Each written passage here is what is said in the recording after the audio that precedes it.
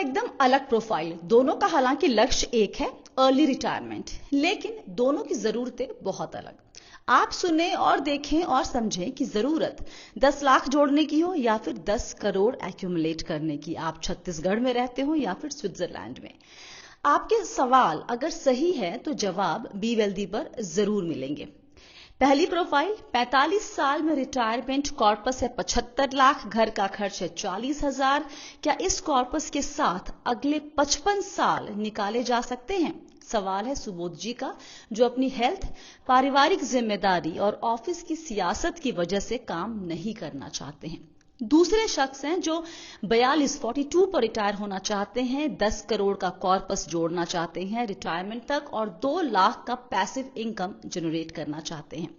किसका लक्ष्य होगा पूरा और किसे करना होगा लंबा इंतजार, बताएंगे आज के वीडियो में।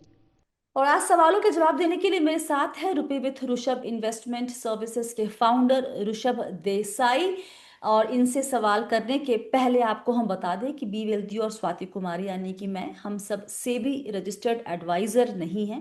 ये एक एजुकेशन चैनल है जहां पर आपको पर्सनल फिनेंस के बारे में ज्ञान की बातें बताई जाती हैं। यहाँ पे कोई रिकमेंडेशंस आपको नहीं दी जाती हैं। तो अब लेते हैं सवाल। सुबोध शर्मा जी छत्तीसगढ़ से हैं। उन्होंने सवाल भेजा है कि उम्र है 45 साल इनकी ऋषभ। बहुत कोशिश करने के बाद कुल मिलाकर मेरे पास 75 लाख यानी 75 लैक्स जमा हो पाए हैं, जिसमें से 65 लैक्स म्यूचुअल फंड में और बाकी पीएफ एनपीएस सेविंग अकाउंट में है। घर का मंथली एक्सपेंस 50,000 है, जिसको ये कह रहे हैं कि 40,000 में भी ये मैनेज कर लेंगे। ये खर्च हर साल 5% बढ़ेगा, ऐसा ये मानकर चलते हैं। बहुत अच्छी बात है कि इन्फ्लेशन को ये फैक्टर इन कर रहे हैं। मेरे पास 5 लाख का हेल्थ इंश्योरेंस भी है। मैं अब अपना बाकी जीवन अपने हेल्थ और परिवार को टाइम देने में बिताना चाहता हूँ। क्या इतने पैसे यानी कि 75 लाख से ये पॉसिबल हो सकता है?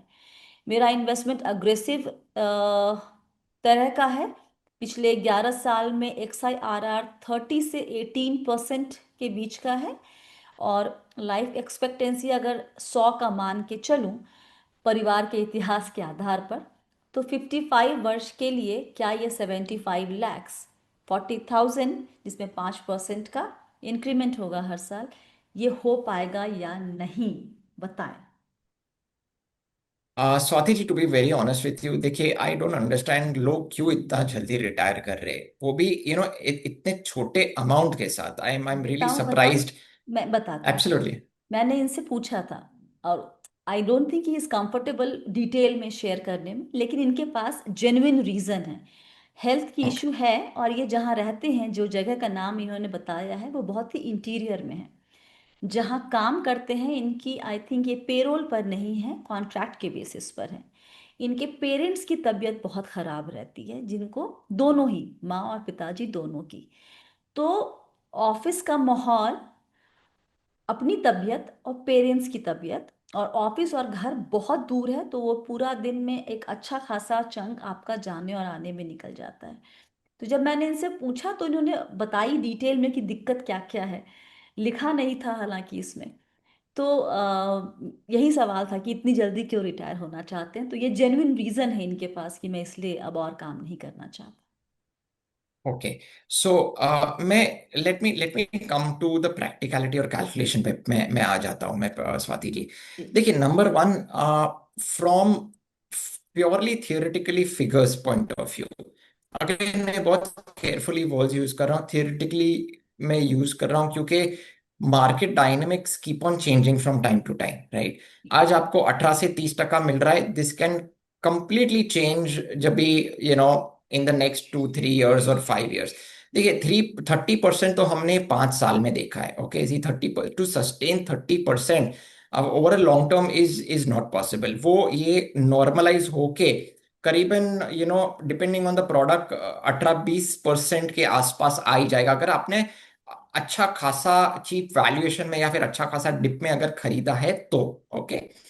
सो देखिए 5 लाख का health insurance he, I am not a health expert, but broadly मेरे हिसाब से 5 लाख का insurance is very less. Okay, 5 lakh तो आपके ऐसे ही उड़ जाएंगे एक एक हॉस्पिटलाइजेशन में या फिर कुछ या एक दो दिन में ही शायद से, डिपेंडिंग ऑन कि क्या इलनेस है फैमिली में, राइट, और क्या आप कौन से हॉस्पिटल में जाना चाह रहे हैं और किस तरीके का इलाज करवाना चाह रहे हैं, ये मैं बोल सकता हूँ क्योंकि मैं खुद एक डिफरेंटली एबल्ड पर्सन हूँ। So I I understand the importance of health insurance, and I understand कि मेडिकल एक्सपेंसेस किस तरीके से अपने वॉलेट को एक्चुअली चूस नहीं, पूरा का पूरा खा जाता है एक्चुअली। सो मेरे हिसाब से 5 5 लाख का insurance is very low in in my humble opinion, number one. Number two, 75 lakhs to sustain for 55 years, अगर वो 100 साल का लाइफ एक्सपेक्टेंसी गिन रहे हैं। चलो मैं 55 years में नहीं भी करता हूं, मैं अगर मान लेता हूं कि उनकी लाइफ एक्सपेक्टेंसी 80 years है, okay, say probably say another 35 to 40 years। So to sustain 75 lakhs for 35 to 40 years is very difficult, Swati ji, क्योंकि उनको इसमें से थोड़ा थोड़ा मिल्क भी करना है।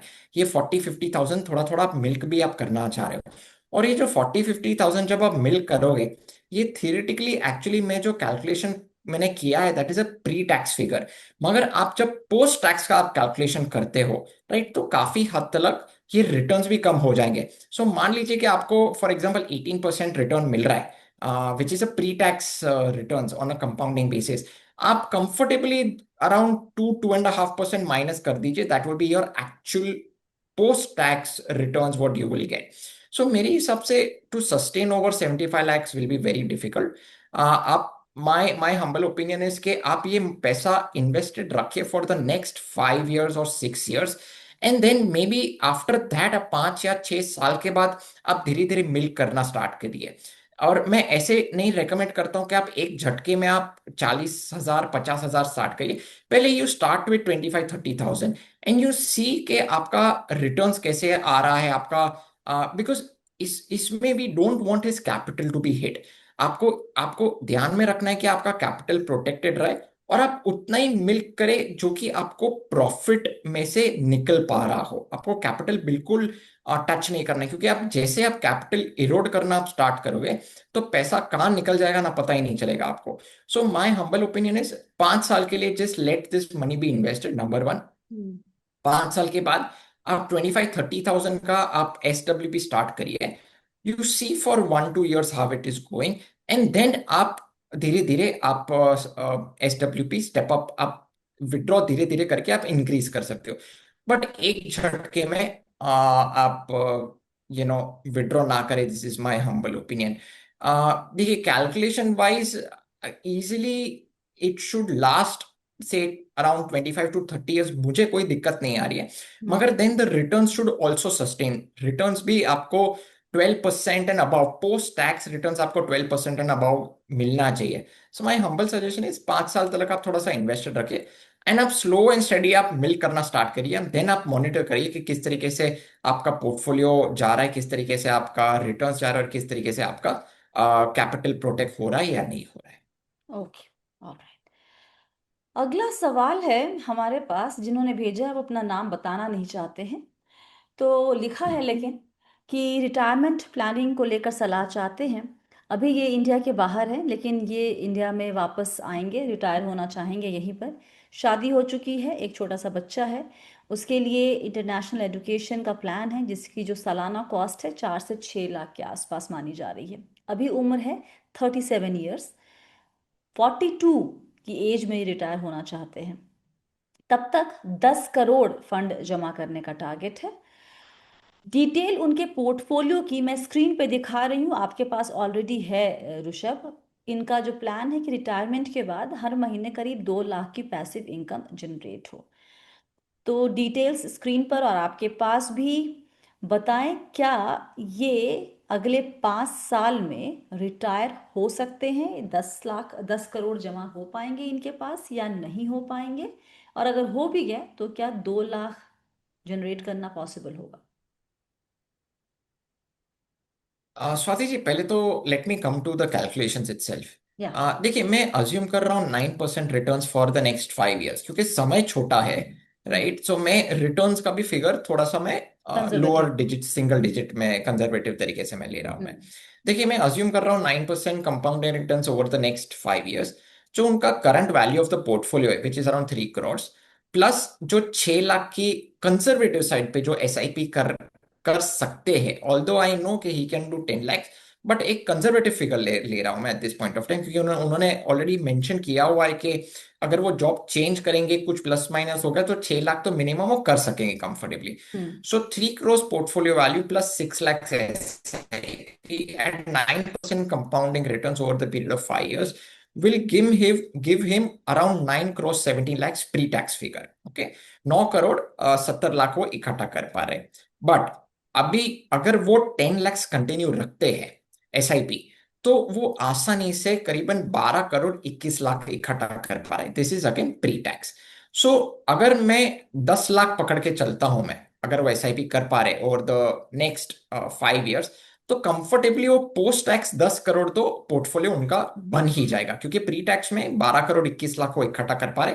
तो अगर मैं टैक्स वगैरह भी काट काट तो पोस्ट टैक्स मेरे हिसाब से comfortably it should be 10 crore का तो पोर्टफोलियो बन जाना चाहिए. So I don't see any issues. तो overall from a goal point of view, from the goal amount point of view, मेरे हिसाब से 10 करोड़ का पोर्टफोलियो आसानी से बन जाएगा. Now now if he continues to stay invested, okay, और आप धीरे धीरे आप, आई एम अंडरस्टैंडिंग, 2 लाख रुपया आप मिल्क करना चाह रहे हो पर मंथ, तो आप कंफर्टेबली आप कर पाओगे.